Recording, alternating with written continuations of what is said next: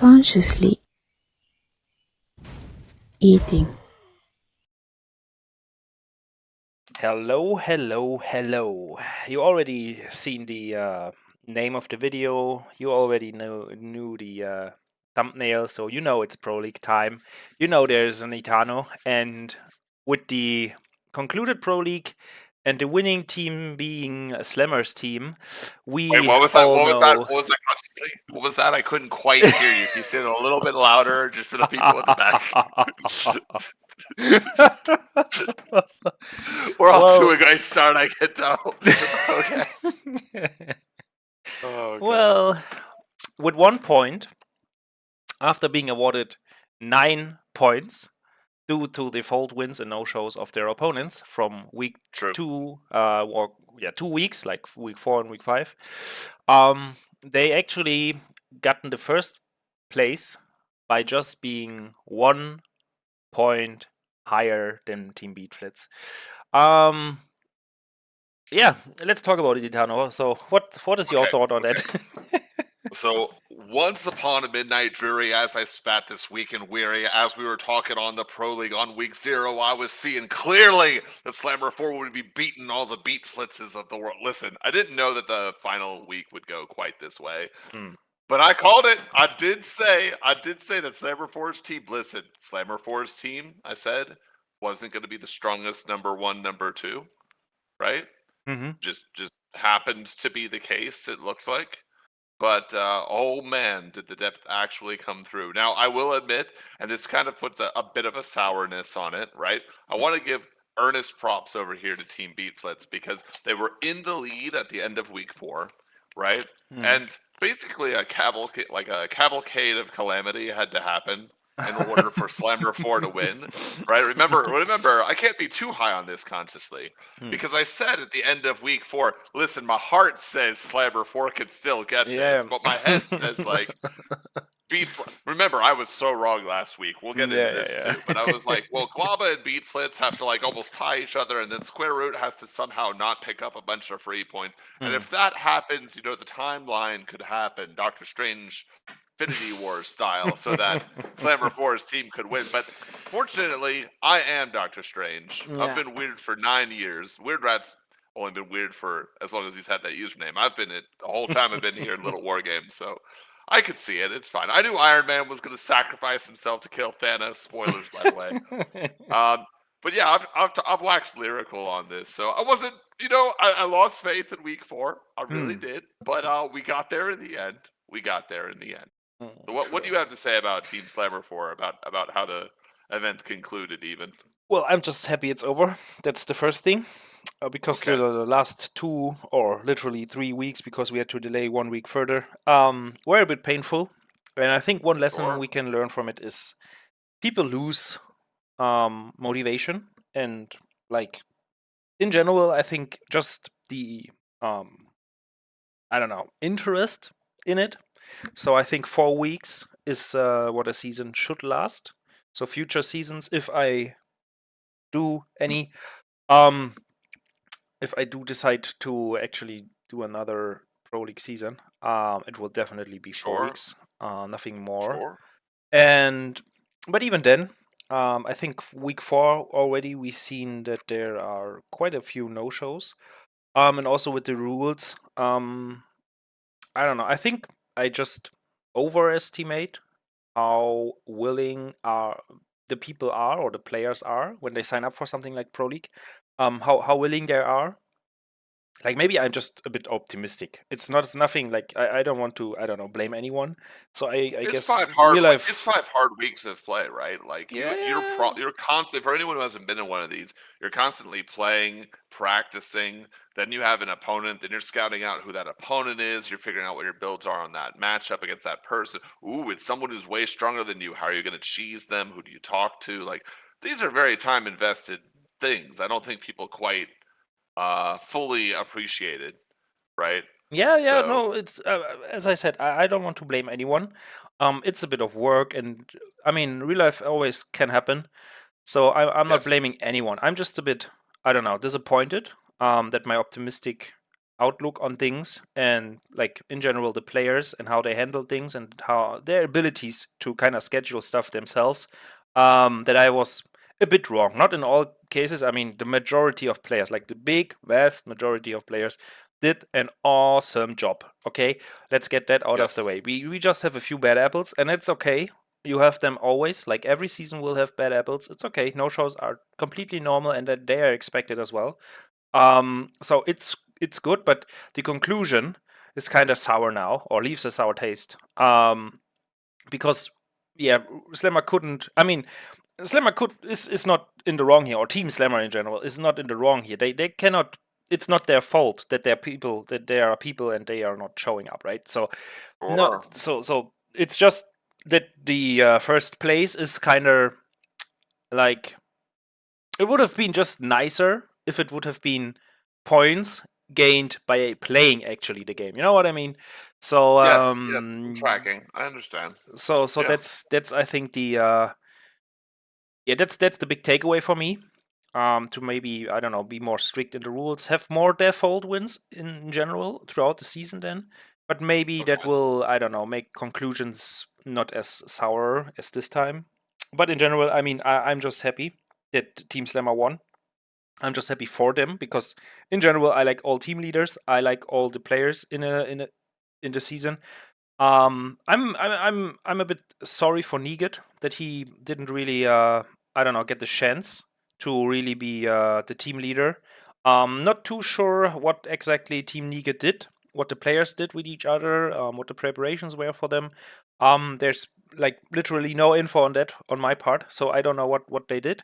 But I Sure. will say that they, for what the team leader was able to put in as work, they actually did an amazing job, man. Like they never got Yes. stumped. There were always points they got. Yes. Being at AC as the big I don't know, coin, like the big coin flip. Um, because I mean, his season was not as good and dominant as you would expect him to be. He played 5 times, um, and out of these 5 games, 5 times he was seeded, he got 9 points, and that's okay. That's the upper, upper, I don't know, upper 40% of players. So it's a good Yes. performance, but in general, he dropped a lot of maps. Very unexpected though. He only lost 1 week when he was seeded, and that was to Yami Blabla in week 2. Um, Okay. and everything else he won, but he only won 2 points each time. He lost one map every week. So Yes. therefore, I think in general we had a very very nice and even season. Yes. There were some, Well, there were 2 tiers, right? There was the yeah, top 4 tier, and then there was the bottom 2 tiers. So I did yeah, so we started with Slammer 4, but let's yeah. go to the listen, I wanna give a quick shout out, a positive shout out actually to AC, which is if you look on this list that you've got here, it's a fantastic sheet, by the way. Thanks Beatflits for getting this organized and other people for updating it, making it accurate. But AC, oh, he looks like he's the 16th player on the list. Okay, well, two things, right? He's definitely not. Here's the context that'll destroy that. Are you ready? Step one, Okay. he's the 16th player, but he has 9 points. The only players above him have 10 and 11 points, and there's a couple of 9, 4, and 8 point people that are further up because of their ratio Yeah, yeah. than would If you go actually by be points. suggested. Yeah, Yeah, he's secretly tied for like 11th and down, right? He's yeah, he's only got like 6 or 7 people, like I'm sorry, like 8 or 9 people who've gotten 10 or 11 points over him. yeah, And then when you add on to that fact, AC got points every single time, yeah, and he is clearly the strongest member of Team NIGAT. If we yeah. go by points, since it's filtered, yeah, he's one of the many 9 pointers. He's the third 9 pointer, Hmm. tied at 11 to Second, yeah, 13. third place, Oh, like. yeah, yeah, yeah, sure. But he's tied with the other people in number 11 to 14 in terms of Pro League points. Now keep going down. How far do you have to go to get to the next person on Team NIGAT? It's Salen with 6 points. So like AC's back was enormous for this team. In fact, AC is the reason that this team wasn't last place, despite by Yeah, strength of like just by average strength. Team Negat, listen, okay, the points say Team Negat got 26 points in. Ooh, Weird Rat was 23. Everyone was right. Almost spin it on its heads consciously. Everyone who's saying, oh, but Team Weird Rat was the worst week. Team Negat didn't win a single week. 6-9, 6-9, 4-11, 4-11, 6-9. If you're AC, oh, but AC only got 9 points. AC got 9 points on a team where the best showing they ever had was 6-9. What more could you possibly ask of your team lead? Like this is, or of your like strongest ace style player. Like this is so good. And keep in Everyone's mind the hating on seeding. Weird Rat. Keep in mind Oh, the yeah, seeding. So the and opponents for AC were the also. context makes it even. The context makes it even worse. All that smack that Beatflitz talked earlier, where it was like, Negat, let me just show you who you should have picked instead. That aged like the finest wine. I was like, ooh, I have to. Let's get. Is there more dessert, sir? Can I have some more? Because here's the thing: Weird Rat is the strongest. Was seeded last because the confidence was given that Weird Rat was with square root of -1, one of the strongest players. So Weird Rat was getting fifth and sixth, fifth and sixth, fifth and sixth piece picks on a non-snake format. He just got to get at the bottom of the back of the line every single time. Meanwhile, Negat is just like, oh yeah, let me just trade number 1 and number 2 over here with Beatflitz right quick. Oh, but at the end of the season, he's only got 3 more points. Listen, the fact, okay, remember what I said about Slammer 4 at the beginning, right? I said, if Weird Rat gets 4th, he's just the best coach ever, right? And if Slammer 4, it was like, if Slammer 4 gets, what was it? I said some mad line, like, if Weird Rat gets 5th, and Slammer 4 gets 4th, Weird Rat's result is way more impressive than Slammer's. Yeah. Right? Yeah. Weird Rat was almost 5th! He was almost 5th! He won 2 weeks! Like, it's crazy, right? Hello? You know what else? Here's what's crazy. You want to hear a mad sentence that you probably won't expect? Are you ready? I'm ready. When I say this is a true statement. Okay. All right? Prep your breeches. Team Weird Rat has the same win-loss record over the weeks as Team Glaba. Impressive, right? Absolutely impressive. I mean, Glaba's literally by results. Listen, not by points, not by map score. Like, listen, when Weird Rat's team lost, they got put in a bin, right? It was really bad. But they have the same win-loss because it doesn't matter if you went down 1-14. All the scoreboard shows, if we're talking about win-loss, is 1-14 is just as hard of a loss as 7-8, right? So I actually think, like, listen, this is crazy. Consciously, I know that Negat's team was 5th, not 6th. So objectively, by the measure of the tournament, right, they were a better team, quote quote. I think Negat's team, when you consider the context of how many early draft picks they had, right? And the fact that Weird Rat's team started so abysmally at 1-14 for consecutive weeks. It was so bad. I actually think Team Negat's team is the worst team right now. You think so? I think so. I think Weird Rat's team, listen, placement-wise, can't argue with it. Weird Rat's team is 6th. But I think actually as an overall squad, Negat probably had the worst squad just overall, right? Like, because we just talked about it. His team didn't win. Negat's team didn't win any of the weeks. They were hard carried. They were dragged across the finish line, like by AC. Like the team was trying to self-destruct like Dick Dastardly in wacky races, and then Muttley in the form of Mutsy in the form of AC just drags the team across the finish line. Like, nope, we're actually not going to be last place. We're going to be second to last. Thanks. Honestly, if we talk about the games or in general the performances of the players of Team Negat. We really have to point out the Medurk man. We really have to. Yes. Because he, out of the 5 games or 5 weeks where he was seeded, he always, like only in week 1, he had a slip up and he lost 0. But in all other weeks, he at least got 1 point. So I think in general, Team Negat's points were brought in by AC, Salen, and Medurk.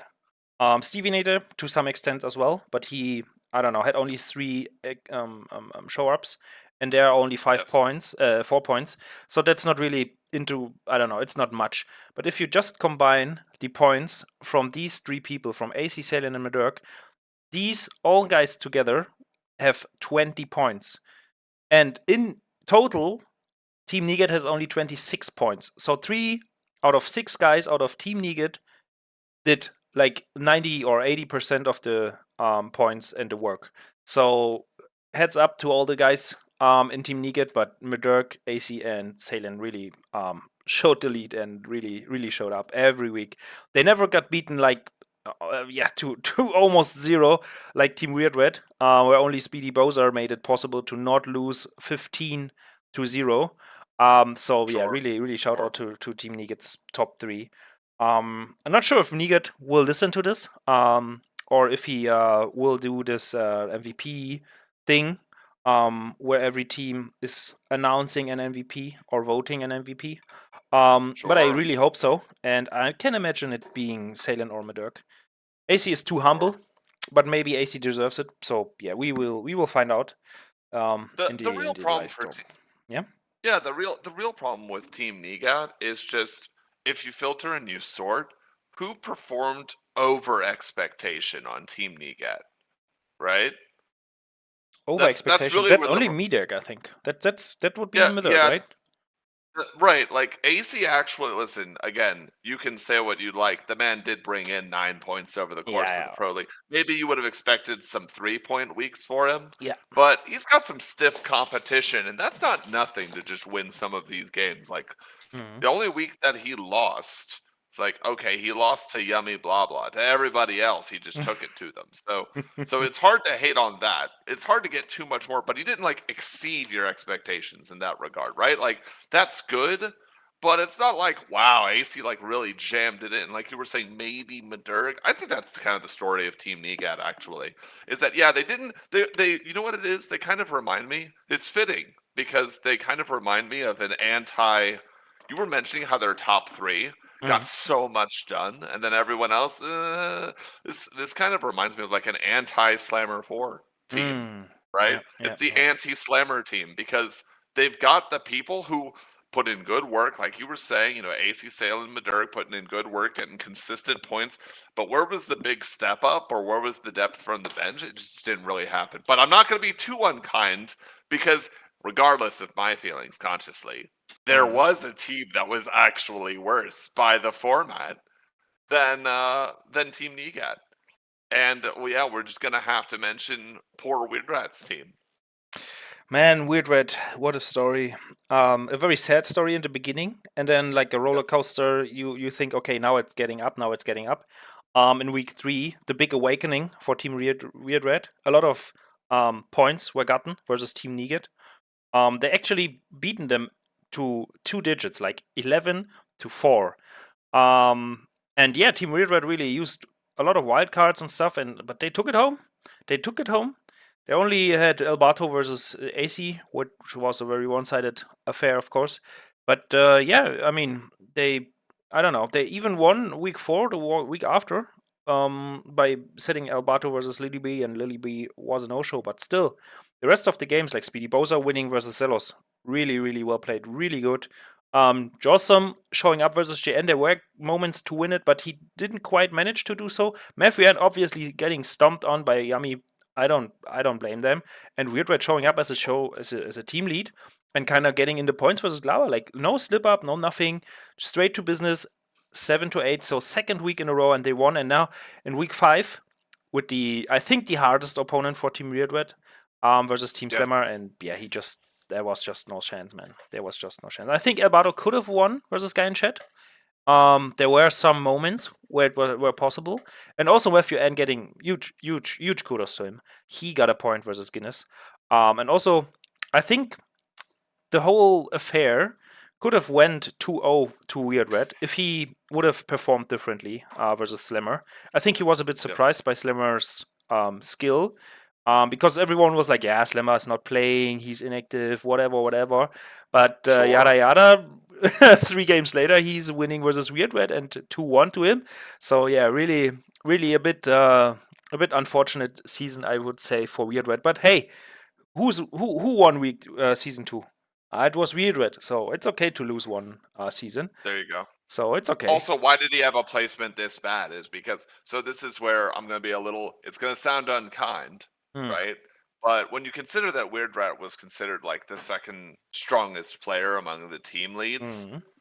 yeah, the points, like, you can't really complain about your team lead getting 7 points, but it's kind of like the AC thing. You would like them to have stepped up a little bit more. I think I was thrown for a loop when I saw that Square Root versus the first week of Square Yeah. Root Weird Rat went Weird so Red badly, was phew. and then the Slammer 4 week was also really bad. I want to give a shout out here actually to, like, again, to Speedy Bozar, just for putting in a consistent performance, Yep. right? Like, listen, it's not the sexiest performance, but 5 points, and it's not like a big banger of 3 points one week and then a 2-1 and then nothing, nothing, nothing, nothing, nothing. It Yep. was 1 point here, 2 points here. Oh, no points, but it was against someone you're expected to lose against. Like, Yep. if you're Speedy Bozar and it's week 2, do you think that you're going to get points against ItchJ? Like, that's a really hard one. That can be, that could be a hard Mm. game to, like, try and fight back against. Yep. Um, Was a bit of so yeah, a bad taste when he was a no-show in week 5. I think he could have yes, at least gotten yes. like 2 points. 2 points were Maybe possible. Maybe even 3. even Yeah. 1 point. I mean, Beatflitz's team is like, please, I wish he had gotten 1 point. I wish he Yeah. had played the game and gotten 1 point. But Yeah.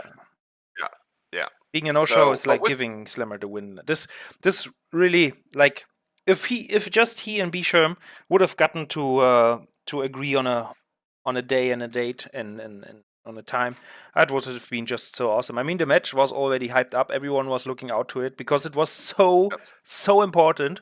And Speedy not showing up really, really hurt. But yeah. yeah. So I want to quickly give some thoughts to the other teams, because obviously we talked about Slammer 4. We Hmm. haven't really talked about Beatflitz yet, though, Hmm. which is crazy because they were winning and they were ahead of the pack by 3 points. They actually had a monstrous week on week 5 too. Oh Right? I know yes. we're not going really into the week 5 because the whole thing is concluded, so we're taking the whole thing in extract. No. The In no performance sense was did insane. in no sense did Beatflitz's team do badly. Again, I predicted against them, as Beatflitz himself was kind enough to remind me. I predicted that Glaba's team would win 10-5, and he turned it around Yeah. entirely in that final week. He looked like he had put himself out of reach. Yeah. Did an excellent job of the squad. He actually gave me some spice consciously. Are you ready for Oh, give it to the me. chili? You ready for the chili flakes on your otherwise Give it to bland, us. Give it to bland us. assorted American cheese pizza? You ready? All right, so let me just put it in, right. Like, we're just gonna put some flavor on this Domino's. Beatflitz told me that his team, he saw what was going on week 3 and week 4, and they just said, we're gonna go to our week 1 mentality. This is not how we're gonna go down, right? Hmm. Itano says that we're gonna lose to Glaba's team. We're gonna show him. That's pretty good, right? That's awesome. You know what, Beat Blitz? If you literally get motivated by Pro League Talk to say That's our great. team is going to stomp into the final week and we're going to show what It's we're on just great. about, I really can't say anything about that. That's really good. Like, Yeah. the points spread is amazing here Yeah. because, again, I mean, okay, so this will sound like pure haterdom. I promise you it's not. So we said, remember what we said? Do you remember the immortal line where I said I thought Beatflitz was like the 3rd or 4th best player on his own team? And I Yeah. was like, oh, there's no way. Listen, points don't mean anything. The context of who he's playing is different. But it's actually a great sign for Beatflitz. This really, like, remember, he was a number 1, number 2 pick Yeah. throughout, and that's because he was not considered as strongly a player. Yeah. And boy, howdy, how did he make up for that? Half, he got 11 points. Josher's got 11 points. I would not have predicted at the start of this Pro League Josh's for was Josher's to get crazy. 11 Yeah. points. Like, Yeah. that's absolutely insane. That's kind of nuts. Yeah. I mean, Beatflitz himself got 8, but ItchJ got 9 with multiple 3-0, like, Mm-hmm. 3-point weeks. That's really good. Very And dominant. also, you know what even made this contentious? You know what was really impressive? Listen, he's not my MVP. He's not the strongest player on the team. By points, he got the fewest points. I want to, along with Der Steff, but I want to give a shout out right now to Melon, because this guy only played 2 weeks. Yeah. right? He wasn't in week 1. He got subbed out in weeks 3 and 4, but look at what he did. Week 2, who does Mellon play? Nicker, like Nicker, Mo. We'll just say Mo, right? Mm. Just for YouTube concerns, right? I don't want closed captionings to get this wrong, right? So Mellon plays against Mo, Yeah. right? I don't want you demonetized consciously. You seem Yeah, like a right, great right. guy. So so Mellon plays against Mo and wins 2-1. I'll be honest, I didn't have strong thoughts about that either way. I thought the level was very low, so I don't really count that in Mellon's favor. Like, good win, you got it. Like, excellent job. But here's where the real shout out comes in. In what world, in what timeline do you look at Mellon, who he played nothing weeks 1, 3, or 4. He played week 2 against a fairly unimpressive opponent, and he barely wins that. Yeah. And week 5, he has to play against Sadocaster, your boy, Yeah. your man, Yeah. the legend, the third wheel of any casting desk, just by virtue of his name, who's been wild carded in against him. Mellon just takes that 2-1. What an Impressive. absolute The impressive series. result for Yeah. nowhere. Like, from nowhere, from Yeah. how? Like, Nobody how expected was that. anyone supposed to predict that? Yeah, Yeah. exactly. And that's Oh, that's it's the nail in the coffin fantastic. for Team Glaber in this week. Like, imagine if it Yes, goes the way you would think. Because yes, Melon taking one map of Sado was like, wow, that's very unlikely. But maybe maybe he can show up and do it. And then he actually wins it, and it goes to 3 games. Are you kidding me? It's also pff, yes. absolutely stunning performance by Melon. Like two times he was there, and 2 times he won. Not the 3 point sweep away thing, but he got it. Like, he had to fight every game, and he was the winner every best of 3. So Melon, shout Yep. out here. Like, very, very, very solid and good pick by Beatflitz. Imagine Melon ending up in another team. Like, doesn't really matter which one, just not in Beatflitz team. He would have been third place for sure. Yes. I wanna obviously give some props here to Haffy, Yeah. because now here's the thing, 3 of those weeks, now he got 11 points. I'm gonna put in some context that makes that less impressive, and then put in some reminders that make it more impressive, right? Mm, So for 3 of his 5 weeks, Haffy was playing somebody that, listen, if we're just gonna be fair, that person had no chance to actually beat Haffy. yeah. There's no world in which Haffy should lose a game. But I will remind you, one of the things we were mentioning about, some other players that were in this event is that they dropped games that felt a little uncharacteristic or a little weird, or they didn't just get the clean 2-0 over somebody that you thought they should get those points. So actually, Haffy got all of the points he was supposed to for those 3 weeks. Yeah, he 9 points delivered. is not a bad way to start. Yeah, he Yeah. delivered on the 9 points. And then who were the 2 weeks he lost to? Now, I know he must personally, like, it must hurt in some regards, because the 2 weeks he wanted to play against AC and he wanted to play against um, Squarewood. square root of -1. Yeah. Now, both of those series he won a game, but he lost both of those series. Mhm. So he's probably like, I can imagine being disappointed in that personal result, Mm. but getting a point in against both of those players isn't nothing, Yeah. right? So that's a very, listen, the 9 points sound easy, but getting it done is a different matter. And then collecting points against those other strong players and preventing a 3 point swing the other way Yeah. is really important. Actually, so here, the one spot on Beatflitz's team that I know there were some difficulties was poor Der Steff. Don't worry, this Oh, is yeah. not a bash session, Der Steff, if you're listening. What I wanted to say is actually give you individually, if you're listening out there, some hope, right? So listen to this consciously. Mm. Der Steff is one of these guys, you could just tell there's something different on the ladder versus how he's playing in this pro Yeah, yeah, league. yeah, yeah. And he clearly practices a lot. He clearly plays a lot of ranked. He clearly puts in the time. I actually think the fact, listen, he had a very, very unimpressive start, right? Not available in week 2, no points week 1 and week 3. But the fact that he got a point in week 4, and then he did get the 3 points in week 5, It's like, a good if he sign. continues on, yeah, if he's on the upswing from whatever was going on, then I think that if we have a large tournament, you'll actually see their stuff Yeah. start showing who they are on ladder Yeah. outside of the ladder, right? Yeah. I don't know what it is, right?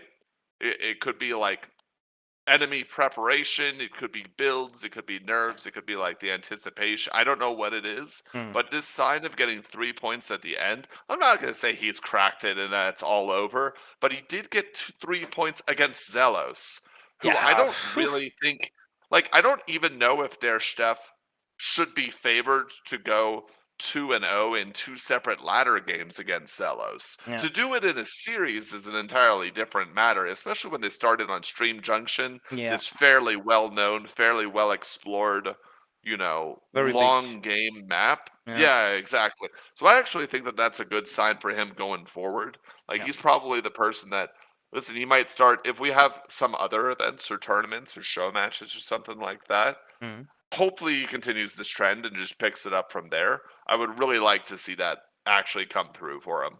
I see. Yeah, I can see that. Yeah. The thing is, Yep. Yeah. when we talk about the teams, I mean, we covered pretty much every team Beatflits player, but we only when you spoke about Hefe and his performance versus the other top guys. Actually, Team Square Root, the team Yes. leader, like imagine like playing 5 times Yes. and losing Every only week, no only break. one. He only lost one map, and that was to Hefe. And I think that's a great sign of how strong of an opponent Square Root was for everyone else. Yes. Week Yes. one, Square Weird root, Red, so good. he shaved Rear Red the wrong way, absolutely wrong way. Then versus Yeah. Yes. Yes. Glabla, he just smoked Glaba. Like there were no Hmm. cheese, nothing to really get Square Root in trouble. He just stomped Glaba. Then we had week 4, where Square Root was taken 1 point from, yeah. So Square Root losing one map to Heavy was like the upset of the tournament, in my Especially opinion. when especially by the way, when you watch those games, I just want to highlight. Listen, Square Root versus Happy game 1. Yeah, Square Root, if he was a different player, loses that scenario yeah, like 9 times out of 10. That yeah, is a crazy ability to maintain in that game on Ravage. It was yeah. so unreasonable. Yeah, Absolutely bonkers. and then it comes back into full form, like It, you were saying in week 5. It just collects another 3 points just yeah. on the way out. So Yeah. Square Root, like the most or the strongest player by far this tournament, and it's just insane to me that Weird Red is not even close in what points he got and his performance in general. So yeah, really, I don't know what Weird Red was this season, but really, like compared to Square Root, who was supposed to be as strong as Weird Red and the other way around, Yes. like it's Yes. absolutely insane to me that Weird Red really ended up where he is. So absolutely, like there's Square Root is the opposite of their Steph. Like no league anxiety, no nerves, no nothing. He's just delivering and playing like a god. It's absolutely insane, and it just further fortifies for me personally the thought that Square Root might be the strongest player we have right now in Little Wargame. Like, But what continue on that thread, like what do you think of Team StarCraft, like of Team Square Root of -1? Like clearly they got a lot of points, right? I mean, this is a team, if you look at the end, yeah, oh, they got third place. Listen, they were in these. They're only 3 and 4 points behind second and first, right? yeah, They had it's some close. very It's strong close. weeks, very competitive games. So Yeah, what do you it's think of close. all of their players? I think when someone else, except for Square Root, because he's the team lead, like when you are thinking about giving MVP to someone of this team, I think Diantap takes it. Just out of 5 games, he got 10 points for his team, and I think it just shows that that either The sixth the seed. seeding was Wait. great. So your MVP, your other MVP is the sixth seed. Come on. You've got to explain this one. Come on. Look at how many points he got. Like every time he shows up, he actually delivered. And that's absolutely crazy to me because like my goal this Pro League season was to have a team compromised out of composed out of all different skill set players, right? So you have the top Yes. guys and then you have the bottom guys. Completely normal, no problem with that. But I wanted to have everyone as important of the team. You know what I mean? So every member has to step up and actually has to bring it. And Diantap just brought it. The other guy I can think of as an MVP would be Gyarados because he won versus players like he got maps off of players he was not supposed to take a map in like 10 games, and he did it in a best of 3 in the league. So Gyarados also stepped up and delivered because he had some tough opponents. But He Diantep, got 3 points to beat. He got 3 points against Beat Flits. Like that's not bad. He got a absolutely, point against AC. Like absolutely, he's picked him in.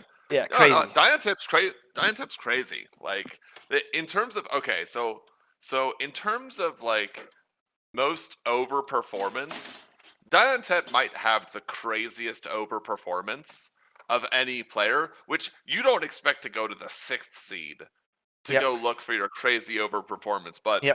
he gets 3 points in week 1 against Jossum. I know that Jossum is favored in that matchup, right? Hmm. Even today, Jossum is probably still the stronger player. Diantep gets 3 points there. He gets 2-1 over Highlander Ghost.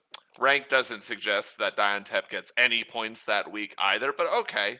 Then against Lillaby, longtime Little Wargame player, prolific cheeser, right? Diantep just somehow wins 2-1 against Lillaby as well, which is like, wait, what? Can you stop? And then How? Just how?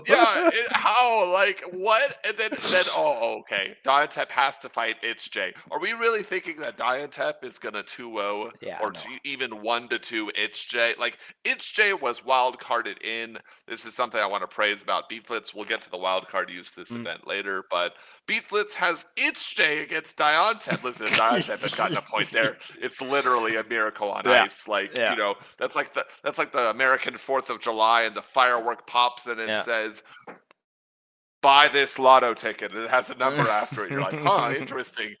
Okay, Angels in the outfield stuff. All right. And then and then he gets a 2-0 over Hollow Knifer in another matchup where it's like, both players should get 1 point. Nope, Diantep doesn't believe in equality. He just gets 3 points over Yeah, Hollow well, Knifer Hollow as Knife well. didn't show up, so it's a death Fair win. But enough, but still, like, I mean, Diantep put fair in the enough. work and he tried to play. He was not like, give me the death win, give me the death win. No, no, no. It was like Ricky just didn't show up, so it's And of okay to all the get this people on Team 3 points. StarCraft, Yeah. of all the people on Team Square Root of -1, if I'm like, all right, guys, you can't pick Square Root. Someone's gonna get 10 points on this team. Pick from the other 5 players. You're gonna say it's Gyarados or Hydra or someone Yeah, like that, right? yeah, Like you're not gonna pick Diantep. yeah. You really Absolutely pulled your. bonkers. Remember how for AC and Weird Rat, AC and Negat and Weird Rat, I was talking about like, or Weird Rat and Negat's team. I was like, who's overperforming? Mm. Right? Like AC's doing great stuff for his team, but like who's overperforming? Who's giving extra value? Who's like Yeah, nobody, cleaning up right? extra points? That's the guy on Square Root's team is Yeah, Diontep, yeah, getting way above expected value. yeah. 100%. So I would give the MVP to Diantep, just from my personal. If I had a say Okay. in that, I would definitely do this. Just Okay. because I am absolutely impressed by this guy. Yeah. Like the whole I, 5 I want to. weeks he showed up and he just delivered. Sure. I mean, before we get into the MVPs, I actually want to get into the final team, the one team that I don't want them to feel like they're glossed over. But no, I really don't want them to feel like they're glossed over. It's just that Yeah. talking about the best teams and the worst teams, Yeah. there's this binding. And then actually just smack dab in the middle is Team Glaba. And if you wonder why, I mean, you've got the points display up on YouTube, I'm sure, right now, but everyone can look. Glaba's team is clearly 4th. They're like 7 points away Mhm. from being in Square Roots camp, right? And they're 11 points above the 5th place team. So there's like 3 tiers of teams, right? So there's Mhm. Slammer, Beatflits, and Square Root. That's tier A. The B tier, the mid tier team is just Team Glaba by themselves. There's no And then Weird Michaels. Rat and yeah, and then Weird Rat and Negat are fighting over the scraps down in the bottom tier. But Yeah. Glaba's team is just dead set in the center. Yeah, So middle of let's the talk pack about that. per Yeah, let's definition. yeah, exactly. So let's talk about them a little bit. Like, why do you think that happened? What was interesting to you about this team? Well, Glover kind of flew under the radar, I think. Just because if you take a look at the first as the first weeks, so there were 6 points in the first week versus Team Slammer. It's okay, not losing too hard like Weird Red did. or winning too convincingly. So it was like, okay, maybe they have to, I don't know, maybe they have to get in the mood or something like this. Only Yummy really didn't show up in the first week. He just lost straight up 2 games with a very silly idea and attempt of cheesing versus Guinness. But maybe that enlightened the Sure. fiber for the fire in Yummy for week 2. And then Sato Kester losing to Bisham, it's okay, can happen. JN actually delivering versus New Type with a clean sweep, very good. And Glaber, yeah, kind of switching places with Zelos because he was not confident to take Slammer down, and he just gets the 2 points versus Gainshed. So it's okay. So Glaber put in some work to have at least some points, but what Team Glaber kind of missed points here were the matchup between Yami and Guinness. So I think this was like one matchup didn't go really well. So was just a normal, like there was nothing you could have predicted, like okay they are middle of the pack or anything like that. So it was really hard to predict after 1 week or the first week for Team Glaber where they end up, right? So in Yep. general they look stronger than they are maybe, but so far they couldn't really deliver. Then in week 2 we actually have a Yami who's just awakened and he's just winning over AC with a Yes. 2-1. Then we have Zelos showing up versus Salin. At that point, both players were like pretty new, grinding ladder, and nobody expected it to go like 3 clean points for Team Glaber in this case. Sato taking a Sure. map of Stevie Nader. Absolutely bonkers. Nobody expected that. So that was like Nope. the breakthrough of Team Glaber. Nobody expected them Yes. to deliver it. And they actually win this week versus Team Nigat. But still, I mean, Nigat at that point was not considered like bottom tier player or team. So everyone was like, okay, great, taking Nigat to a long walk on the sunshine and very yeah, not good ending for them in the ocean. So okay, Team Glaber takes it. Week 2, okay. So everyone was like, Okay. let's see how they deliver in the next weeks. And then we have week 3, where they actually stomp Team Square Root and winning 10-5 versus Team Square Root. Like nobody was seeing that. Like Yummy Blabla stomping Gandhi, Zelos stomping Hydra, and then we have JN and Lily B both kind of trying to stomp their opponents, and only Wiggy really ends up being stomped because Diantep shows up for Team Square Root, and Square Root Yes. obviously takes, yeah, doesn't really leaves maps open for Glaber. But in any case, like Glaber stepping up this week was for me personally the point where I said, okay, Glaber is gonna take this. Glaber is gonna win this season because beating Square Root so convincingly, like, must have mean something. And then we have week 4, where Team Glaber actually plays versus Team Weird Red, and I'm like, okay, versus Team Weird Red, they will definitely stomp, right? They will definitely win versus Team Weird Red. I mean, look at Team Square Root, what they did with Team Weird Red in week 1, or week 2, not sure. But Yes. now Team Glaber, right? They just won 10-5 versus Team Square Root, so they will stomp Weird Red now, right? Right? And then actually they don't, and they just fall Yes. short, and they just lose 7-8 versus Team Weird Red. And at that point, they were back to square one, and I was not able to predict anything. I just had hopes for Team Glaber to actually win somehow versus Team Beatflitz, but yeah, wasn't meant to be. And Team Beatflitz takes Yes. it, and so yeah, that's the story of Team Glaber. Really, for me, it was Yes. Yami's development, Sedokester's development, and JN showing up. Like this Yes. is what happened in Team Glaber for me personally. Yes.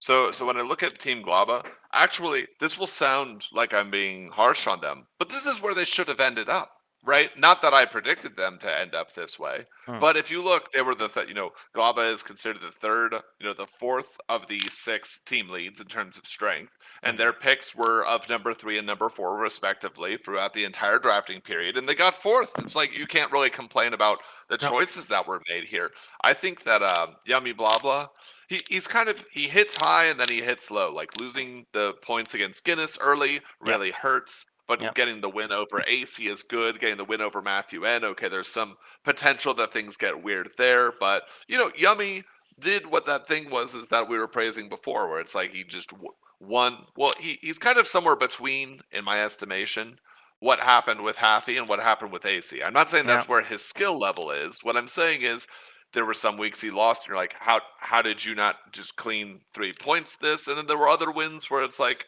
oh, but I praise that you did get the 3 points over this person, or you did sneak some points against this person over here, right? The Yeah. 2-1 against AC is a really big deal, right? Yeah. This is excellent. And also the quality level of the opponents that Yumi was fighting, with the exception of the one wildcard week, was pretty good, right? Pretty good Yeah.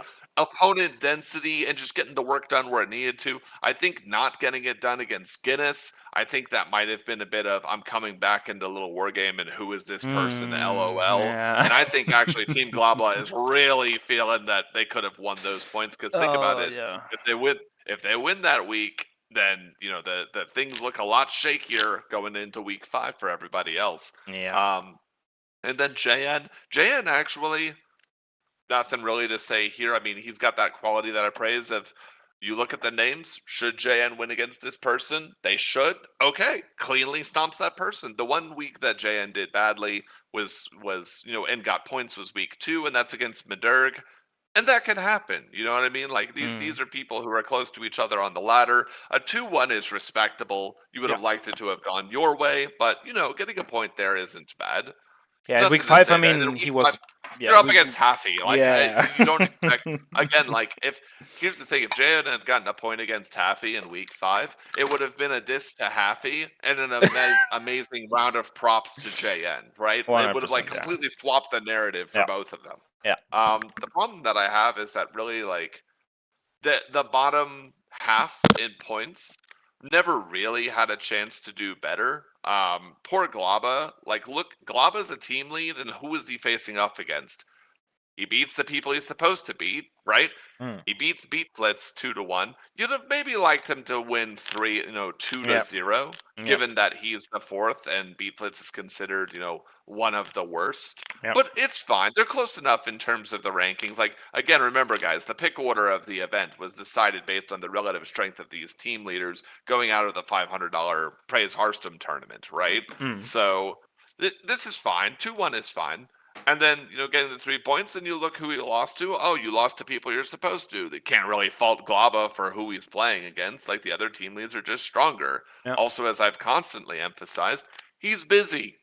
Like, he's in dev. There's this thing called the test server in version 5.0 that you may have heard of, that he and the other devs are working on. So, the real disappointment, listen, I'll get to the one that you won't be mad about, and then we'll get to the one that I'm sure you're going to come to a rousing defense for, right? Which is Okay. the first one is that, come on, Lilyby really underdelivered in this relative to. I know that Lilyby, like look at what the pick order was for the teams, right? Lilyby 6th seed. Even as a 6th seed, underdelivered. You just expect from the experience that this person has in Little War Game, just the hand memories, the access to replays they have, the rapport that they have with Glaba, like having worked with Glaba before, worked with Yummy Blah Blah before, been around for a while. I actually thought Lilyby was an insane number 6. Should have been like JN. Right? Should have just like kind of stomped all of the other people at their level and been like, wow, this is a crazy overpowered number 6, actually. It just really failed to deliver, actually, in terms of results. Like, did win week 2, but the nail in the coffin here is like, okay, you beat Hollow Knifer. Hollow Knifer has nothing in terms of your experience and practice and time and familiarity with the game. And then losing to Diontep is when I was like, oh, I'm out on the Lilyby train, unfortunately. like I thought Lilyby, listen, maybe Hollow Knifer, maybe maybe it's like the Guinness Yummy Blah Blah thing. You didn't respect who this Hollow Knifer person is. You win 2-1, but it's harder than you think. You get up on the grind and you just start stomping out some points. Man, that did not happen. It's just a real underperformance coming through for Lilyby. And then I'm gonna let you defend Sadocaster, your boy, your man. There's no defense, I fear. He just. Oh no. I think it's a case like with Der Steff. Just that. Just that Sato kind of. I don't know. He has good days and he has bad days, like everyone has, right? So I guess he just was a bit unlucky, maybe. But I mean, look at the matchups. Like what in week 1, right? He was versus Bisham. Like, look at Bisham now. He's winning versus Heavy and Leather. He's better than most of the team leads. Like he's at Guinness and Slammers level right now. So Bisham just too good. So it's okay. Losing 2-0, it's I, okay. I, I will add the caveat that this is before B. Sherm had literally 6 weeks of practice, grinding and Yeah, but mentality, he like was very good boosted at this point focus. as well. Like Oh, okay, okay. I see what you're saying. It's like, uh, yeah, okay, he that's he fair. he I he still stepped it up agree that even more, of Stratocaster course. should lose. Yeah, Yeah, it's I it's still okay. agree Stratocaster should have lost this week, right? Well, maybe not as convincingly as he did, but when you watch the games, there were chances for Sato Kester. He could have won it, but yeah, Sato also no new player, or newer player, so to say. I mean, I think he started playing with me, like at the same Mhm. time, so we are pretty Sure. much on the same level. And I lose to Bisham like, I don't know, 5 out of 10 games when Pro League was starting, and now I'm losing like 10 out of 10 games. So it's okay. Yeah. Losing to Bisham is okay. He was grinding already, I know that, and he created Okay. several Smurf accounts and was grinding later. So Bisham really, he put in the work, and he won Sailorcaster, and that's totally fine, and I'm not mad at it. And then in week Sure. two, Sure. actually Sailorcaster steps up its game and wins one map off of Stevenator, and nobody expected it. Like nobody No, expected it. that's a really good overperformance there. Yeah. Yeah. Absolutely, absolutely. And then week three, he's not seeded. He was swapped out for Yami Blabla, I think. And then Yes.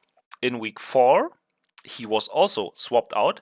And in week five, he can show up, and he's allowed to kind of bring in the points. He swapped in as a point generator, and he slips up. I mean, who would have thought that Melon would win 2-1 versus Sadocaster? Like, nobody Sure. would. But maybe Sado had a Sure. bad day or something like that. So, can happen. I'm not mad at I'll him or ask you. anything. It's just, I'll ask you yeah. this: if he had gotten the 2-0 over Melon, do Hmm? you think it's just like he had a good season? Like if he gets the 2-0 over Melon, do you think He that we had, then say that like Stratocaster did everything he's supposed to do? Like lost to B Sherm, got a bit of a surprise by getting a point against Stevenator, 2-0's Melon. That's pretty good.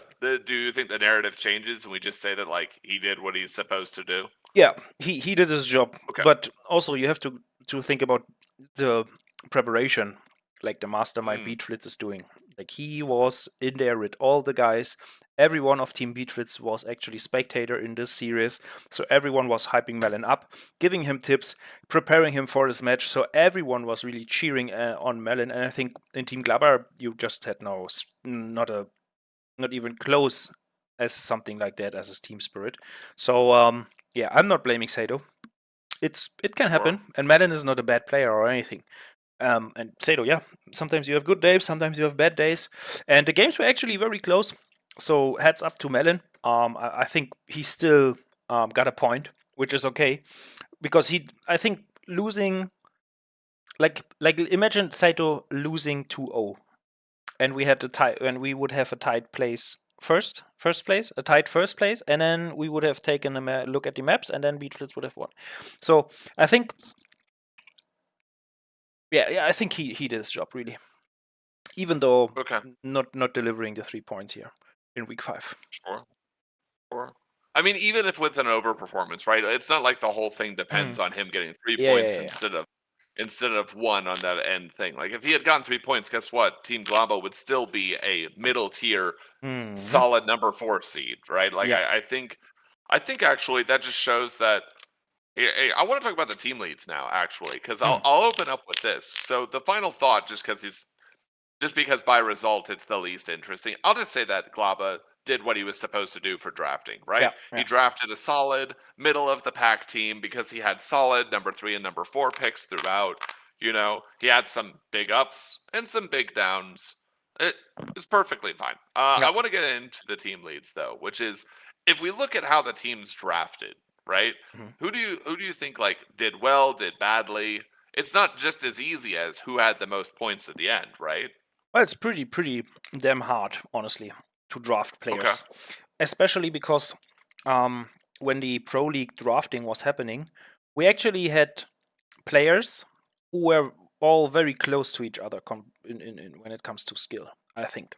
So when we take a Okay. look at the first round, it was very obvious where everyone would end up. Nobody expected Weird Red to actually pick Matthew N. because there was Salin, there was Zelos, there was Gandhi, there was B. Sherm, there was Itch.J, Stevie Nader. All these players would have been a better pick than Matthew N. So round one, I think Weird Red really showed that he didn't really prepare for the draft and he didn't really had time to scout or just didn't scout at all. So he was like caught lacking, I think. Okay. Even Gyarados. I Okay. mean, Matthew, imagine Weird Red picking Gyarados. Like, Yes. just Yeah. imagine. So yeah, Weird Red, like, I think just slipped up. I think Garrett with picking Gyarados was the right call. Just because Gyarados took maps off of people like AC and Guinness, I think. So it's absolutely fine to have Gyarados here as your as the first pick in round one.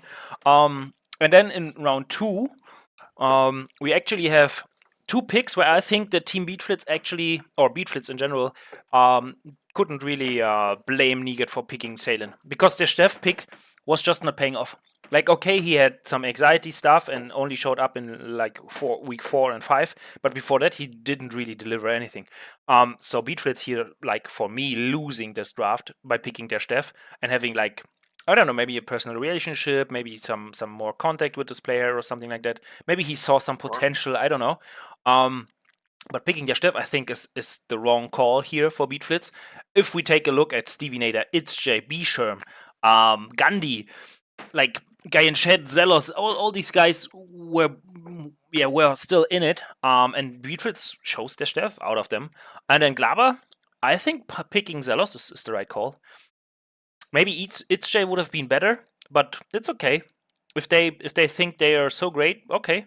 Then Slammer with Guy and Shed, actually surprise. Nobody really had Guy and Shed on the cards as in round 2.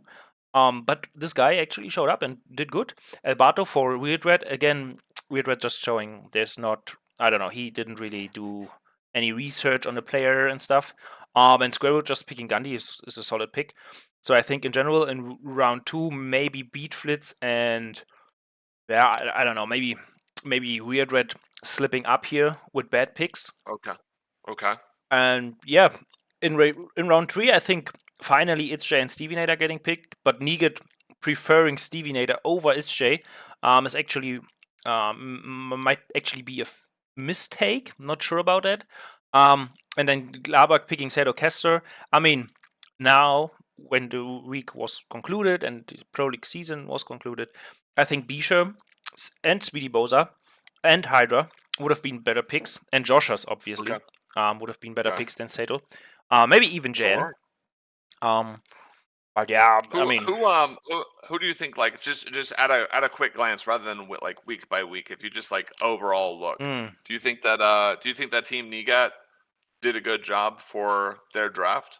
Because Nigat's team ended up 5th, and he had number 1 and number 2 picks. So I'm not asking so that you can say, well, obviously, I mean, he had 1st and 2nd picks, and he ended up 5th. Like, do you think at the time of drafting this looked reasonable that like that this should have been a 5th place team?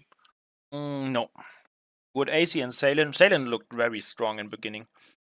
I think he at some point didn't really play Little Wargame anymore, or maybe just I just didn't catch him online. But in general, I think Nigat could have picked Itch.J for example, or Zelos, or Gandhi, or Gyarados, and he just no Gyarados was out of the question, of course. But the other guys, he could have played or picked better players than Salen. I think Itch.J right now is still considered better than, or at least on par, with everyone in the second round picked. Maybe even better. And also better than Matthew N or Gyarados, I think. Like, for me personally, Itch.J is still at least as strong as Matthew N and Gyarados. So, yeah, everyone who didn't pick Itch.J in round 2 kind of slipped up, really. Sure. And same with Stevie Sure. Nader. Because they were more maybe you, as a team lead in the drafting, maybe you try to kind of foresee what the development would look like and try to go with that. You know what I mean? So maybe that was the plan for some team leads. But in general, I think Nigat's team, with the lineup they have, I didn't expect them to end up like that. Sure. So I'm going to bring it all the way back to how it started and then bring it forward, right? And just Mm. like give some quick thoughts. So if you look at the team that Nigat drafted, he picked this team and all the names look good on paper. And just what happened is that a lot of the players like just didn't show up. Right, the Mm. commitment issue was the big Yeah. thing. I think that really hurt Nigat. And I'm not talking Yeah. about how week 4 and 5 ended and that Nigat was out of the country. Yeah. Well, real life is real life, and I understand that. But Salen, Hollow Knifer, Yeah. Stevenator, and then to some extent Sneegat, they just weren't available, right? Yeah. And that really hurts into the practice. I Yeah. don't actually think so. I don't think that he made a bad team.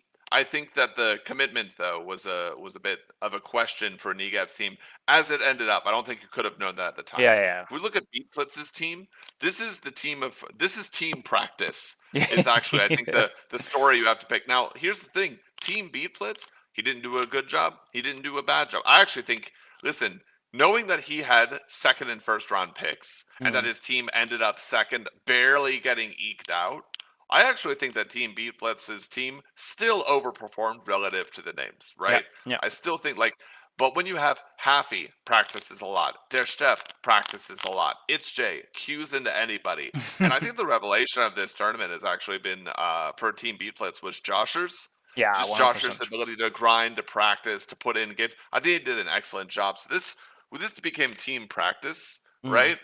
Um, no, I think for Team Glaba, we want to talk about this. I think this is like team.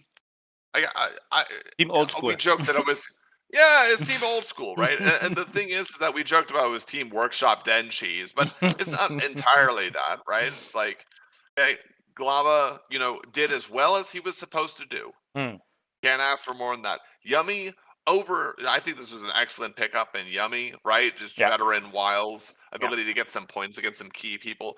The week that he lost against Guinness has got to be really hurting Yeah. Yummy's like perception of how he did, but everyone else like look at the weeks 3-2-2-3-3-3-3-2-3. Like it looks really good. Yeah, Satocaster and JN. I mean, one of them overperformed relative to their level. The other one not quite Yeah. so much, but you have a reason to believe that there's a lot of cheese potential, a lot of surprise and ability to fluke wins. Mm. So, but again, I don't think that Glaba did a bad job choosing this team. Like in theory, Yummy Blah Blah, known quantity, Lillaby, known quantity. Yeah. JN at the time looked like he was on that Josh's train of practicing. Oh yes. Still is, by the way. Still is practicing and puts in the games. So did a good job.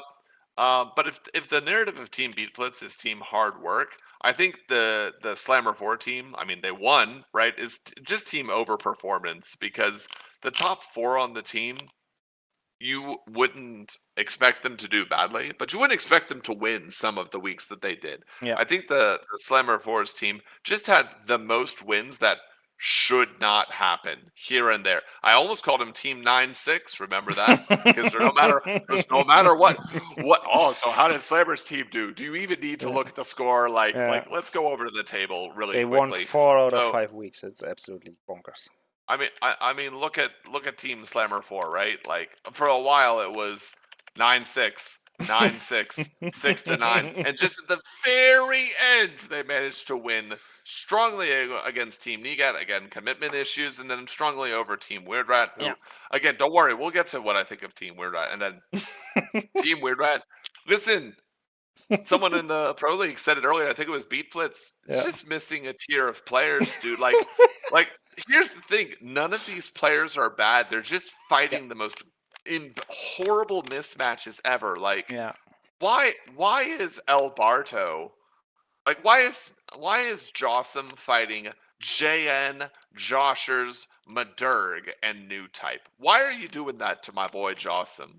That's so unfair. Like it's just so unfair for Jossum to be fighting that. Why is Matthew N fighting AC Haffy, Yummy, blah blah, Guinness, and Gyarados? Like Matthew N should be a number 3 seed. He should be Yeah. showed with their chef and Zelos. Like the weird rat. It's like it's more than a weird rat. It's a weird pick order, right? That's the ultimate result that I got out of this. Now he was picking number 5 and number 6 teams, Hmm. so I won't say he did too bad of a job, right? Like he was clearly last place. It was almost not. I actually think the team that did the best picking, I know Slammer's team won, right? Got that. I understand. Square Root probably did the best draft. Mm. Like Team StarCraft, this is a lot of banking on potential. This is a lot of, it could have gone really badly, man. A lot of these people could have just like played a few games and then said, to hell with this and go somewhere else. I think Team StarCraft, Team Square Root did a really good job here. Also, turns out when you last pick, poor Diontep, last pick of the whole event, Yeah, right? Like yeah, like he's like that thing in American basketball when there's 10 people and you're like, well, I have to pick the last person on my team, and it's the guy who's really short, who's wearing sandals, versus the guy who's like wearing a coat, and he clearly has never shot a proper form. And is like, I guess we pick the short guy in sandals, right, just in case. And Diontep, short guy in sandals, came through in a big way for Team Square Root. I think yeah, Square Root probably had the best draft if we're using the results based yeah, analysis. yeah, yeah, yeah. Don't I like agree. results based analysis, but at the very end, looks like he overperformed the most, even though Slammer's team won. So Yeah, you mentioned MVPs earlier. yeah. Uh, I have two takes on this, right? I All want to right. do the seed MVP, like Okay. on the seed, on the level, who overperformed, and then I want to hear like who you think is just the strongest player overall. Mm. And then what to you makes an MVP? Like, is the MVP just the person who got the most points? Is it who over delivered? Is it the person who like improved the most? Anything like this? Yeah, different factors, honestly. But a mix of it, Sure, so sure. to say. So the points, obviously, so how they perform, but also kind of what they bring to the team, like outside of the points and the season and games and playing. Okay, Um, okay. but also the yeah, how they kind of developed, right? So for Team Beat Flitz, it would be Josh's or Hefe. So Hefe, just because I know he trained a lot with Oh, the guys. you're going by the team, right? Yeah. Okay. I wanted to do like by the seed so that we can see like who was the most valuable person across the seed. But yeah, if you want to do teams, we'll do that first. Okay, so for Well, beat then flits, you said it. even then, if we go by the rounds or the seats, Sure. it would be Heavy, 100%. Okay. Like from the team leads, Okay. I would pick Squirrel just because he was like Yeah. No. he was there, and Definitely. I It, know. I mean, he yeah. stepped up. He didn't lose a single best of three, and only dropped one map whole season, 5 weeks.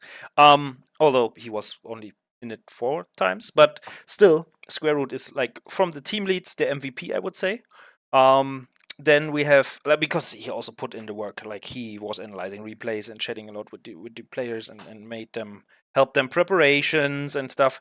So he was really in there, although he kind of gave it away that he kind of predicted wrongly very often. But anyways, Okay. I mean, Square Root really the MVP for me. Just from just from all the factors. And then in round one, obviously that would be Hefe, just because Okay. he won so Okay. so so much. He even took maps So I off actually. of people who were better or Yeah. supposed Yeah. to be better. Sure. I actually wanna go like get my thoughts in before we just go through all of the weeks. So yeah, I Mm. completely agree with Square Root. And then actually, so for the number two seed, there was a part of me, a strong part of me, that was looking at Yummy blah blah. Now this is okay. So let's go over it. Like Matthew and Garatus, I'm sorry, like just not the overperformance that I would be expecting. I mean, if we look at Guinness as well, you're like, okay, maybe Guinness was super stoked. I mean, he did get 10 points, 3-2-2-1-2. So there's actually a lot of good contenders here. So Mm. I'll just go through each one, right? So the thing about Haffy, right? They all have marks against them, right? So Mm. Haffy, 3 points against the people he's supposed to get 3 points against. Excellent. Excellent. That's actually a thing that he's got separating him from the others, is that every week that he's winning, he's supposed to win. He comes through, he gets the 3 points. Yeah. You do have the downside if you pick Haffy that he did lose to AC and then he did lose to Square Root. Now you could say that those are team leads and a number one pick, right? Yeah, but also So they that's are fine. taking a map off of these guys was more than I expected. I mean, not taking Sure, sure. anything away from Heavy, but he really put in the work to get on a certain Yes. level, and Yes. he grinded a lot. He played a lot of games, and he actually Yes. managed to take off a map of Square Root. What, by the Right. way, Slammer, Weird Red, Glaber, nobody was able to do, and Heavy did it. Yes. And Yes. versus AC Yes. as well. Taking a map of AC is also huge. Yes, so but if we continue on, like to say that all of them have a bit of a mark against them, AC is actually the thing that dragged NIGAD into being a fifth place team, right? Here's the problem is that AC has some losses where you just think like, shouldn't have AC like 2-0'd this person? Yeah, Like exactly. 2-1 against Taffy, no one's mad about that. 1-2 against Yummy, blah blah. Hey, stuff can happen, right? Like it can happen. It's not that bad. And then we just look like, okay, 2-0's El Bardo, looks pretty good. And then he 2-1's Guinness, which is, I mean, maybe Guinness is on the come up, but that's a little weird, right? That's a little. And then the 2-1 against Gyarados. The problem is that for AC is that where's the clean win, right? Where's the super dominant win? Like he's getting points pretty consistently. He's putting in some good work. He's got 10 points. It looks good, but where's like the stomp? And then the problem that I almost wanted to say Yummy blah blah, but the problem is that for Yummy blah blah, he did win against AC, right? And he did have some other good wins, but the loss against Guinness really stings here. And losing a map against Gyarados is like, okay, but he's not really like punching super hard above his weight, is he? And then I'm sorry, Matthew, and then Gyarados, I don't quite see you in the same way. And then Guinness, the thing about Guinness is that he looks really good because he beats Yummy, he beats Gyarados, and you don't expect the same thing from Guinness that you do as AC, right? And then he takes a point against Joshers. This is all looking really good. The problem that I have, the mark against Guinness, so to say, is that let me grab the thing. He dropped points versus people where you don't expect it. He dropped some points against people that are weaker than him. Like he doesn't have that quality I respect. Like you just get the 3 points all the time. Now, did he win a lot? Absolutely. Guinness put in a lot of effort, but I actually think that like Guinness has a better, even though I don't think he's as strong a player, I think he has a better argument for being the MVP than someone like Yummy, just because you expect a different tier of result, even though they're in the same group, right? You expect different results between these two players. So it's either Guinness or Haffy. I kind of just value, though, for Team Beat Blitz, the fact that Haffy did get so many 3-point weeks, right? Like, it's impressive to be in these games constantly if you're Guinness. I don't think it's as impressive as just cleanly winning the games over and over. And that's a bit on who Haffy was playing against, but also he did just get those points. Like, yeah, sometimes he was punching the proverbial baby seal, but he did get the points every single time. You just would have liked a more dominant showing, a more consistent showing from Yummy, and a more dominant showing from AC and Guinness, I think. And also, the only other contender for MVP in round 1 or seed 1 would be Gyarados, because he won versus people where you're not expected. Yeah, the problem I have with Gyarados, though, is that he just has 2 weeks where he gets 1 point. And it's like, it's 1 point against AC. And versus Guinness. And it's versus Guinness, true. But the problem is that Guinness is the person I'm comparing him against directly, so it doesn't look good if Gyarados loses against him. And then also, like I was saying, you got a point against AC, but that's more of a knock against AC, not cleanly shutting down people that he should be better than, right? That's not actually a positive in favor of Gyarados. It's more of a negative in favor of AC, if that makes sense. So, so we agree that it's heavy. Yeah, I just wanted to give a shout that like Guinness and Yummy actually did put in some compelling work. Right? But the difference is that like the three of them, I think they're just a little bit down from Haffy, and that the mark against Haffy is you lost against AC and against Square Root. Oh, so you lost against the guy who lost almost no games this season. And he was the only one taking a map off of him. Yes. And also, there was just something different about how AC was playing that series against Haffy. I know that seems weird, but I am going to give it to Haffy. I just wanted to give a shout out to Yummy Blah Blah and Guinness, but a couple slip ups make it not show up for me. I thought that was more contentious than just it's Haffy and just send it across. So I wanted to give those people some time to shine. So the number 2 seed. Come on, who have you got? We got Salin, Der Steph, Zelos, that's so hard. Guy and Chad Albardo, and Gandhi. That's so hard. Like Albardo out of the question. He didn't deliver at all. He was a No, big no. disappointment. Der Steff in the first weeks also big no. Like a lot of lost games where it was not necessary to lose. Salen, on the other hand, I think, yeah, I don't know. I don't see it. Salen just, I don't know. First week was okay. He won 3-0, and in Probably week the 5 weakest of the he group, also, right?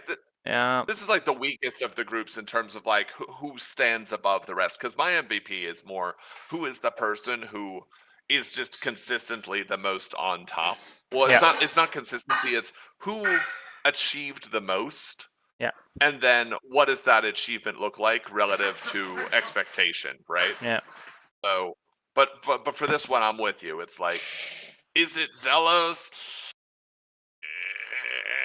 It's hard. You know what I mean? It's like Zelos didn't. Yeah, maybe it's Guy in chat though.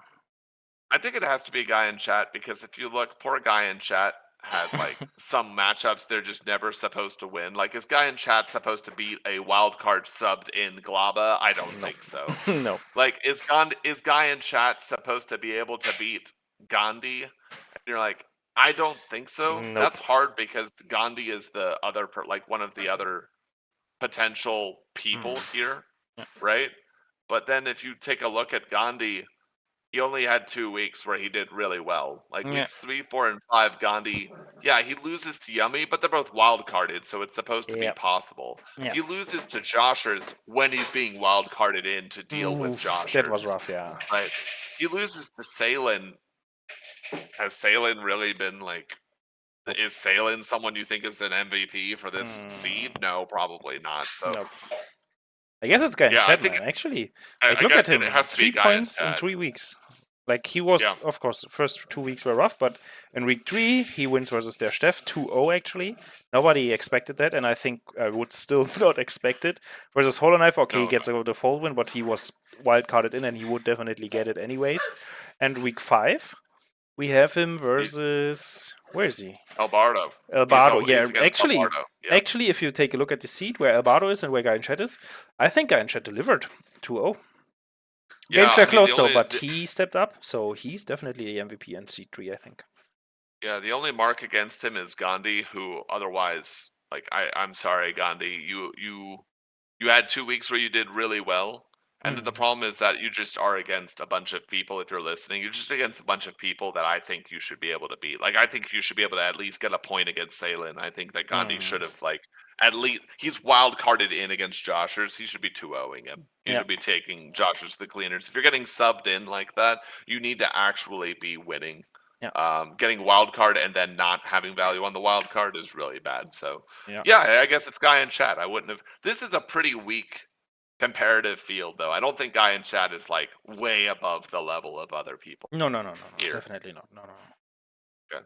So third seed, we got Stevenator, HJ, Sadocaster, V Sherm, Speedy Bozar, and Hydra.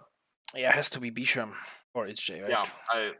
Yeah. I mean this here's the thing, right? So Stevenator, again, he's kind of in the curse of being on Team Negat. Now, I will say he got points, every time that it was possible for him to get points. So credit to him for that. But 3 weeks and 4 points is just not enough output for someone to be an MVP. By definition, you were only the most valuable player in your individual head-to-head matchup for 1 week. You Yeah. can't be the strongest player of your entire tier Yeah. if you only win 1 week, right? Like, So it's I'm sorry, either it's not gonna. it's either Bisham from Team Slimmer with 10 points in 5 matches. One of them a default win was a Speedy, but still getting 2 wins in week 2 points in week 4 and week 3 consecutively, and first Sure. week also 3 points versus Sato. So it's great, just great. And then we have ItzJ, who's the only contender, who actually also stepped up, and maybe it's even close. Only for 4 occurrences this season, but still 9 points out of 4 occurrences, and only 1 point more for Bisham in 5 occurrences. So maybe it's even ItzJ.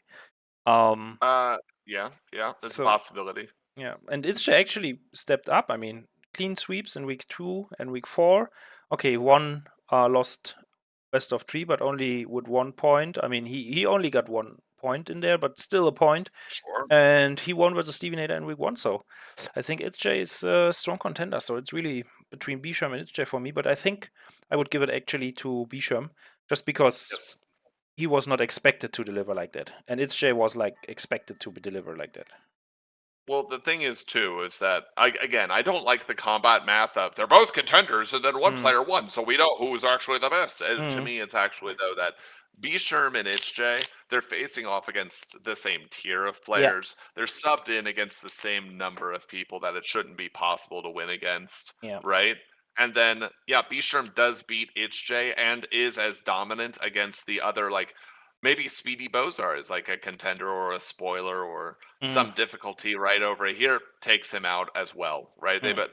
They have that match in similar fashion, and then I mean it's Jake getting a point over Steven Ader is pretty good, but also like you were saying, like the one person that maybe it's kind of a spoiler as you look at how Hydra did, and Hydra actually also has a lot of points against all of these players. And Hydra, it creates this weird scenario, right? Because B Sherm loses to Hydra. You look at Hydra, 2 points, 2, 2, 2, and 3 for Hydra. Mm. There's not really a loss on the books here. True. B Sherm's highs look really good, and I think they look better than the highs of HJ. I But see. the problem is that the HJ like HJ lost a week. Hydra's literally never lost a week. Like, Really how true. could you? How could it? No, oh, I'm sorry. Hydra did lose against Zelos, but Hydra was wild carded up to fight Zelos. Like, that's actually just bad wild card usage in week 3 by Mm. square root.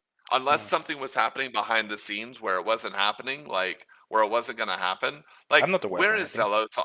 Like, look at this. Where is Zelos on the table? Right? Mm. Like, A tier higher.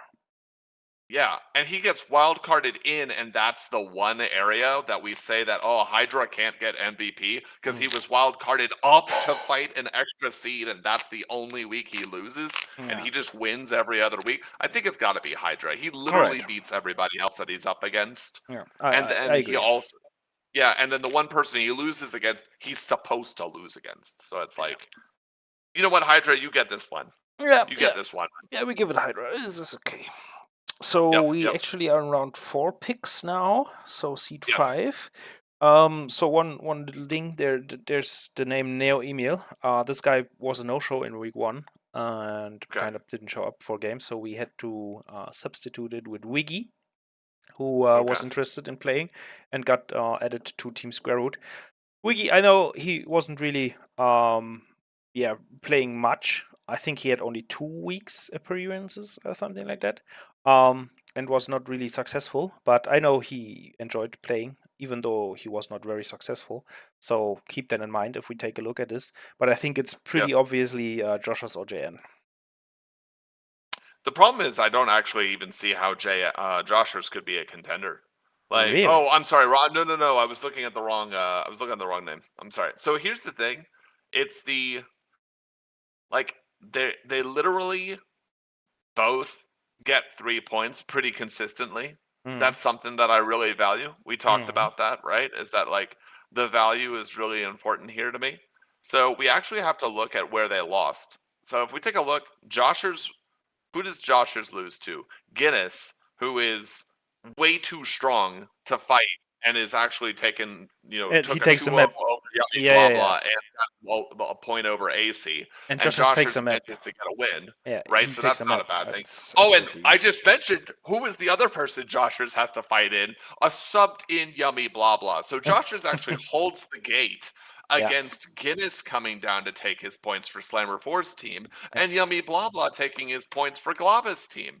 Right? yeah, Like Joshua showed up in his losses in a really big way. Now we have yeah. to take a look.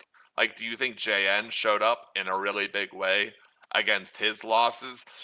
I mean, he got a point and held the line against Madurg, who's literally in his same tier. Like, this isn't looking good. Listen, shout outs to JN. I love playing with you, man. You're super cool. But Joshers is holding the fort against people Yeah. 2+ tiers above him, Yeah. and he has more points. Like, Yeah. Okay. I think Josh's is actually Yeah. cracked and overpowered for this level of Yeah. opponents. Yeah. He should not like. You're great, Wiggy. Thank you for showing up for the sub. I really appreciate you, Jossum. You're a real one, Jay, and we play a bunch of ladder games together. And Madurg, you know what, Madurg? No shade on you whatsoever. But yeah, I mean, Joshers literally stomped all of the people he was supposed to stomp in his all the people in his league he beats. The one Yeah. person he didn't stomp, Madurg, still won 2-1. Madurg's also Yeah. overpowered for this level of Yeah. competition, but also Madurg like just didn't show up across the weeks. Just only winning one week doesn't make you an MVP. I'm sorry. 100%. Yeah. Um, and Josh Hurst is holding the line against like Yummy, Blah Blah, and Guinness are literally 3 tiers above him, Yeah. and he's still holding the line. Like it's got to Yeah. be Josh's, dude. Yeah. The man just overperformed. Yeah. I'm gonna make the last seed really short. It's Diontep. Like everyone else, everyone else can get out. Like all the other maybe all the Melon other though. fifth seeds. We really have to make this a bit longer because don't So, you just think so? Okay, go on, yeah, let's Try take and a defend him. I'll wait. Come on. well we have to look at Melon, right? So he was only, I mean, just because he was not as often playing for Team Bleed Blitz and showing up doesn't mean that Sure. he didn't show up in a good way. I mean, he won both games he was supposed to win.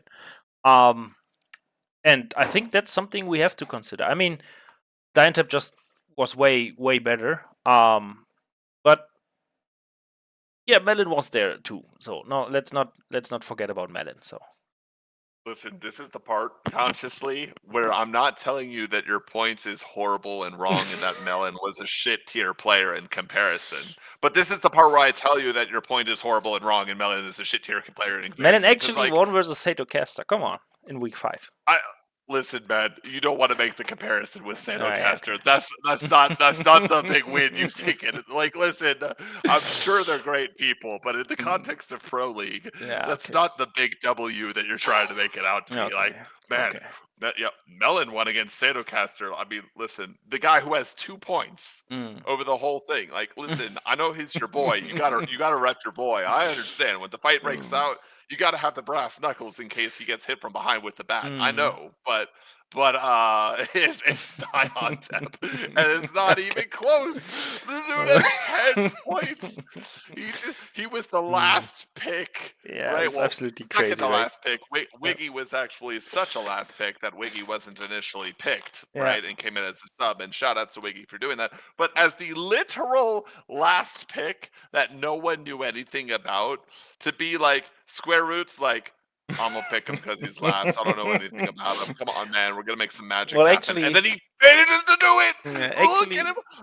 Actually, Weird Oh my Red picked Diontep for Team Square Root, right? He had the choice Oh, to there pick were Nigamore yes, or Diontep, exactly. and he picked He didn't Nigamore. even So get a choice. So I wanna show how good Diontep is, right? Who is the rarefied company of stomping his like allies that he's in with?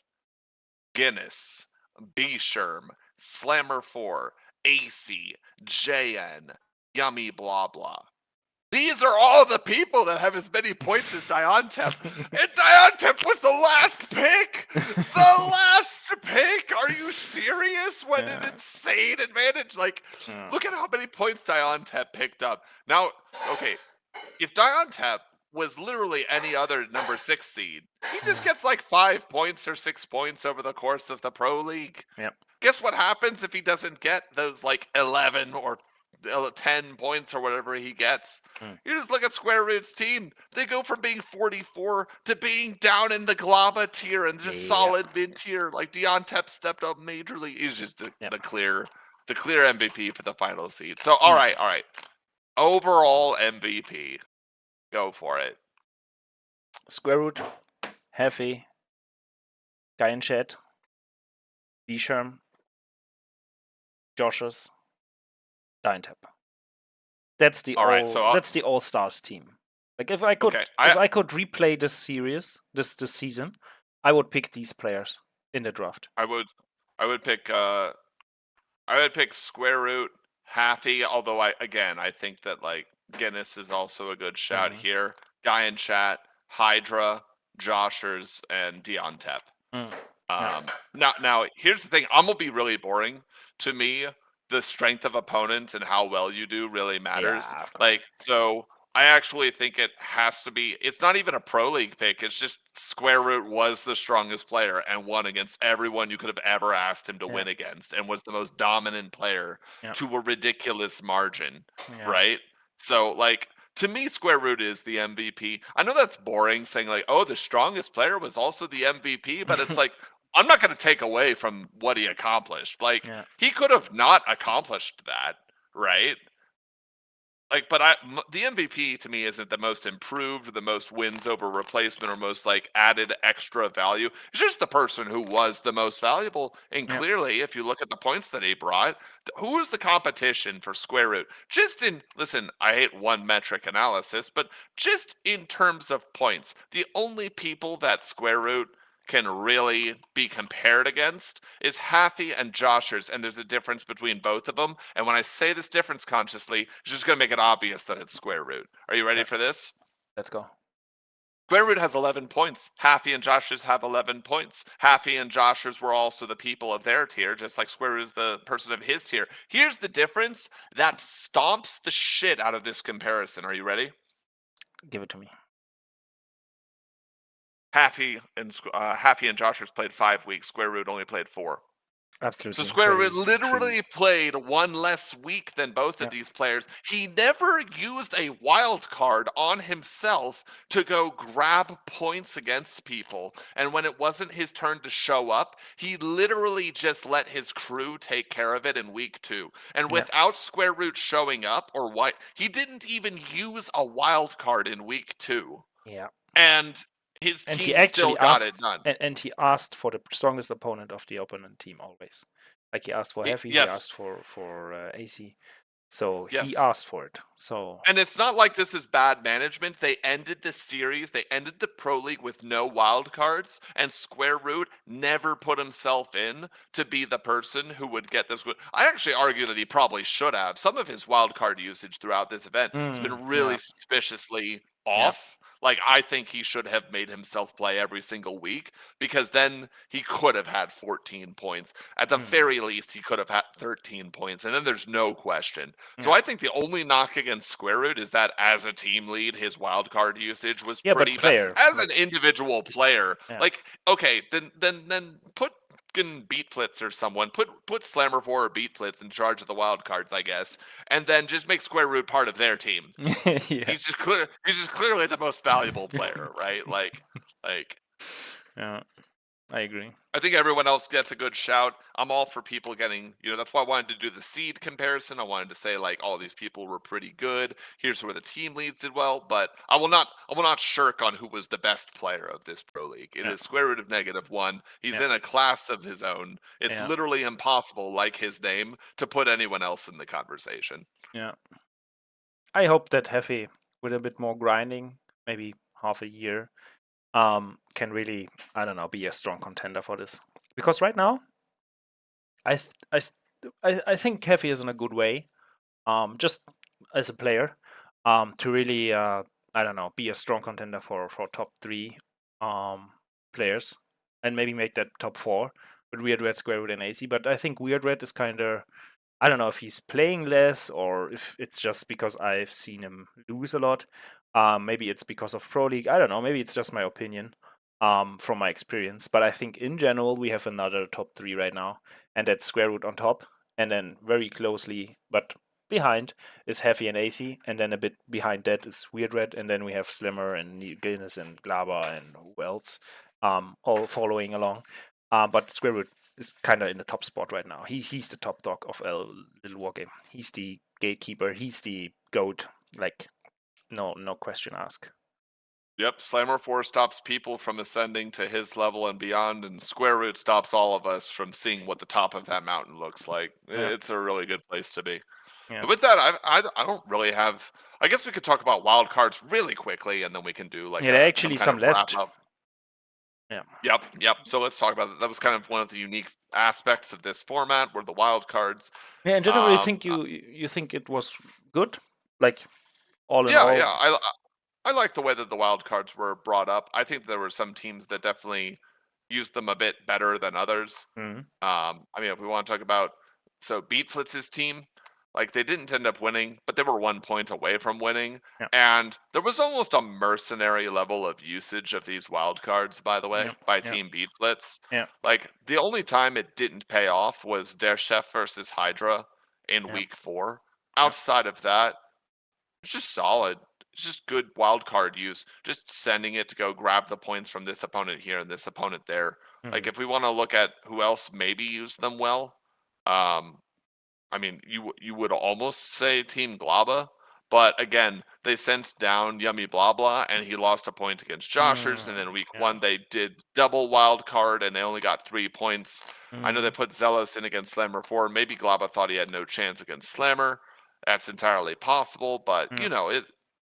I don't know how well done that was overall. I already said, listen, I don't think Glaba gets points for subbing in Zelos twice and then it not coming to fruition either time. Yeah. That looks pretty bad to me. Yeah.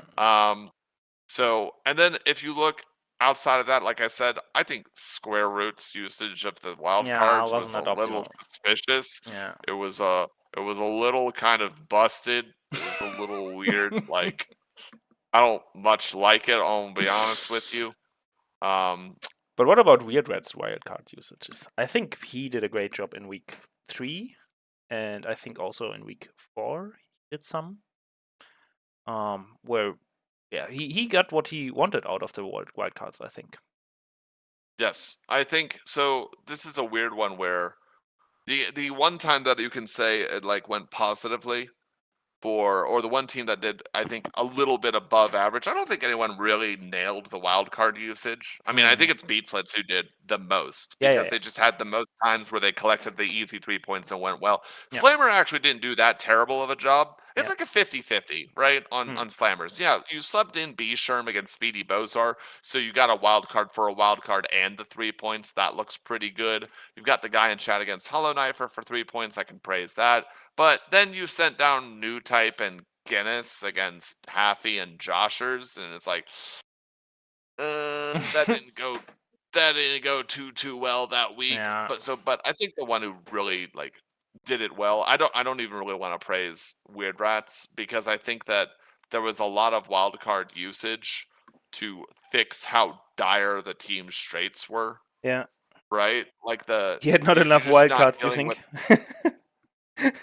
I don't think he had enough. Yeah, I don't think he had enough wild cards. I also think Weird Rat just wasn't selfish enough with his wild card usage. I'd have loved for Weird Rat to actually have more like put me in coaches where he tries to, he knows his team is disadvantaged. Yeah. Just send yourself in, bro. But Yeah. put yourself into the game. Like Yeah. send yourself down to a seed tier, like a seed 2 or a seed 3, Yeah. and just stop Collect the those points. people. Yeah. Yeah, just collect the points. Like, yeah, you're giving the points up top, but you can't afford, if you're Weird Rat with the pick order that you had, some of these where you go 0-2 against Square Yeah. Root, or you have to fight against Glaba and Slammer 4 and find out where these results go. This isn't what you want to be doing. Like, your strength is that you're on the team. Yeah. Put yourself in. Yeah. 100%. And I think, yeah, but that's only because that's the context that his team. I think he didn't do that much worse or better of a job than say like Slammer 4 did. I just think that his team necessitated that he do more, and I think Beatflits had the best wild card use. They were aggressive with it, and that's what gave them the point lead. And yes, they lost, but they lost by 1 point. And they still have one left, so they really were considerate about it, not throwing them away. Yes. Yeah, I agree. Yes. But yeah, I think that's concluding the talk, I think, for today. Yeah, so, I think that's everything. great I season. can't wait for this to be out. I can't wait for this to be out and all the team leads. Don't worry, Consciously. Yeah. You're doing YouTube content. I'm Yeah. sure you've heard this, Yeah. where people will be like, "You guys don't know anything. Now let us go Yeah. on your show and explain all the things that we know." It's like, oh yes, you really one-upped me there. Yes, good job. I can't wait for all the Looking DMs. forward to it. Yeah, we'll be blessed. But yeah, in general, I think it was a nice and great season. Thanks for joining the Pro League talks and in general the castings, and like that shout goes out to everyone casting with me together. I really enjoy Yes. co-casting. I really like I really like the Pro League talks, and I'm really looking forward to show matches and other content and maybe new tournaments, maybe the 2v2 tournament from Beatflits going up. So I'm really looking forward to all what's coming now. So yeah, stay Yes. tuned, guys, and until next time.